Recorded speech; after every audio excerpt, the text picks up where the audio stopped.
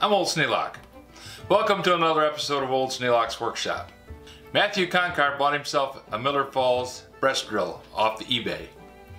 Unfortunately, the chuck doesn't have any springs in it. He was wondering if I could disassemble the chuck on mine and tell him what size the springs are. Well, you're in luck, Matthew. I actually have one that comes apart fairly easily. So I'm going to use that one this morning and disassemble it, and we'll measure the springs and show you what size they are. I made up this device so that I could grip the body of the chuck. I just put it in the vise, clamp that down, and it grips a hold of the body of the chuck and doesn't put the wrench marks in it like other people have put in this thing. I've had this one apart enough and cleaned up the drill to the point where it comes apart fairly easily and I don't need to use this thing. At least I hope not. There we go. Now this normally is going to be tightened down, but because I do quite a few demos with this Miller Falls, I've just decided to leave it without having that torqued down. It seems to work okay. So I don't think it's necessary to have anybody go in here and tighten the dickens out of the shell on this one just to try and make it so that the shell stays on. Doesn't seem to help any. This spring, fully extended, is 7/8 of an inch long.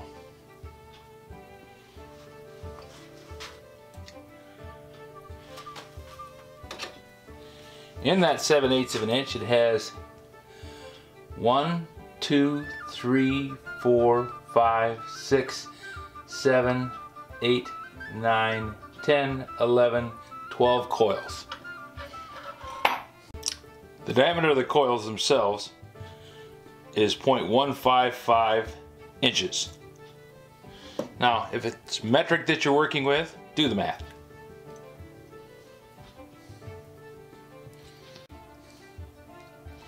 The bore of the holes is 0.165.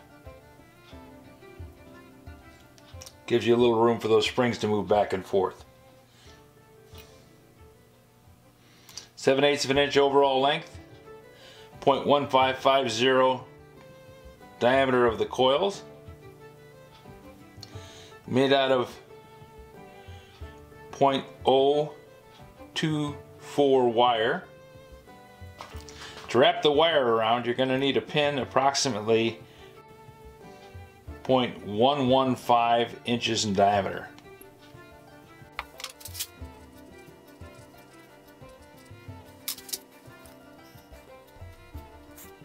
Given these dimensions, you should be able to reproduce a spring very similar to this. If you notice that the ends don't have any fancy finishing on them, there isn't an extra coil in there and it's not ground off flush on the ends.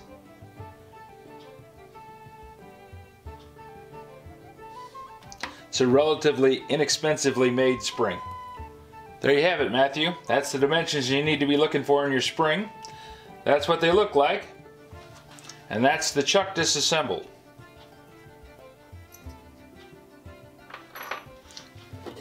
Now, I really would suggest making up something like this if you're going to take your chuck apart, and come up with a pin spanner.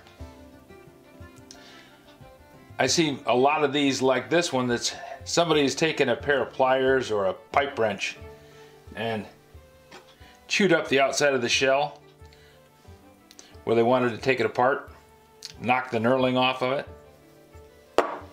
Taking a 2x4, drilling a hole in it approximately the diameter of the outside of the shell. This one's 1.5 inches. Then just take a saw and split down through the hole.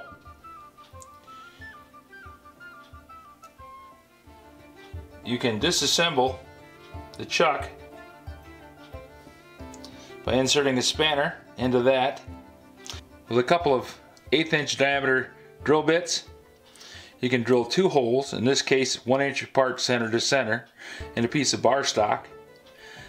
Put enough clearance in there for the arbor pilot. Drill it, lock the pins into the spanner, and you've got a nice wrench to take this chuck apart. To insert the springs, pick up one of the chuck jaws, and then slip one of the springs into it, and then slip that spring into the other chuck jaw. Then take one more spring, set it into the top of the chuck jaws when they're sitting on the bench. Then you can pick the two up, slip in the last spring into the jaws. Now you should have all three in there.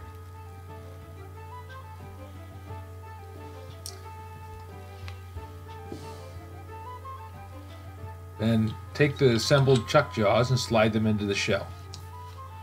Once I have the chuck jaws slid down inside the body,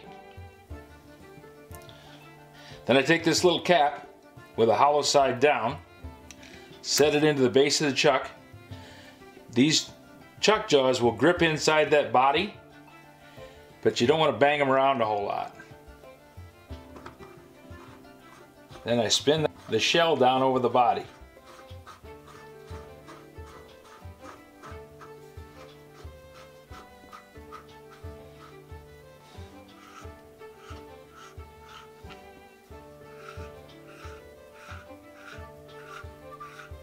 And the reason I'm doing it this way, that keeps that little cap down in there.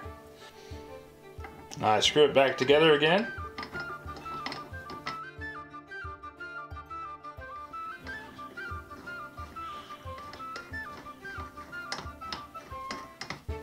This threaded shaft goes up inside the pocket on that cap.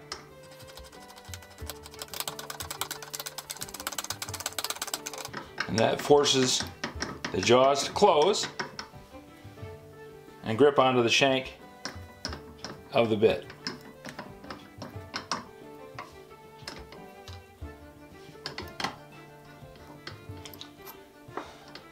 That's how you take apart the chuck on a Miller's Falls 120B breast drill.